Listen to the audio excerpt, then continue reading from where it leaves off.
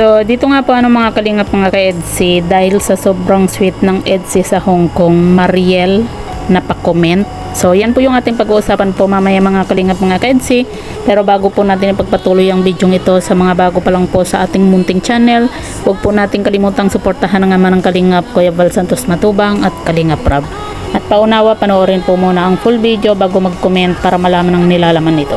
So, dito nga po mga kalingap mga ka-EDSI, dahil nga po sa sobrang sweet po ng tambalang EDSI nga po sa Hong Kong, mapa behind the scene, talagang kitang-kita po natin kung gaano po ka-sweet po itong si Kalingap Edu at Viancy. Lalo na po nung meet and greet nga po na talagang dinumog din po ang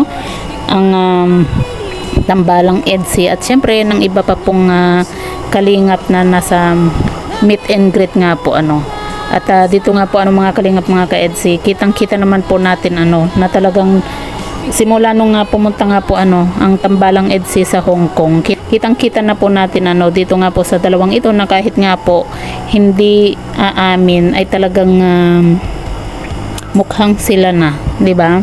Pero wala naman pong masama doon kung sakasakali man po na sila na nga pong dalawa nga po kasi binata at dalaga naman po itong si Kalingap Edu at Viancy nga po. Pero yun nga po mga kalingap mga ka-EDSI, dahil nga po sa sobrang kaswitan po ng tambalang EDSI, Mariel na pa-comment at gamit pa po yung apelyido po ni Kalingap Edu. Pero dito nga po mga kalingap mga ka-EDSI, hindi po natin alam kung legit nga ba na account po itong ni Mariel nga po. Itong nag-comment po na ito na sabi nga po niya dito na personal, diba, sabay tawa po ng emoji nga po. Kasi ang pagkakaalam ko po mga kalingap mga ka-EDSI, kung hindi po ako nagkakamali nga po ang gamit po ni Mariel na apelyido po ay yung Badasan. Kaya hindi po natin alam kung legit nga ba itong nag-comment na ito, legit na Mariel, or may gumagamit lang po na basher po ni Viancy or ng EDSI para masira po yung tambalang EDSI nga po. Kasi nakikita po natin at syempre nakikita din po at napapanood nga po ng mga basher kung gaano ka-sweet po yung dalawa sa Hong Kong. Kaya naman may nag-iingay na naman po at gamit pa po yung pangalan po ni Mariel. At ginamit din po yung apelyido nga po ni Kalingap Edu.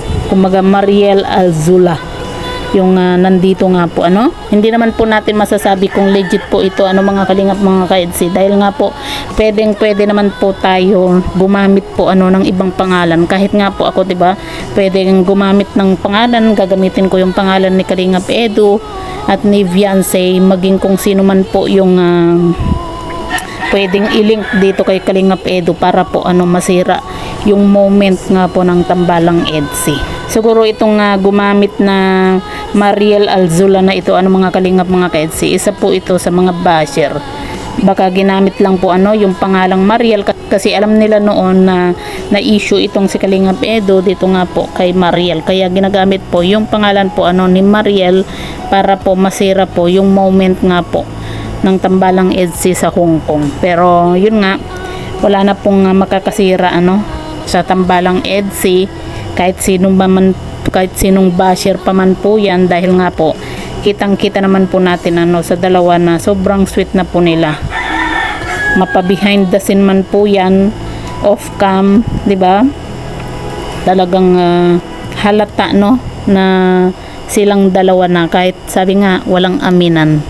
So kayo po mga kalingap mga ka-EDSI, ano po yung masasabi nga po ninyo patungkol po dito, i-comment nyo lang po sa ibaba at babasahin po natin isa-isa.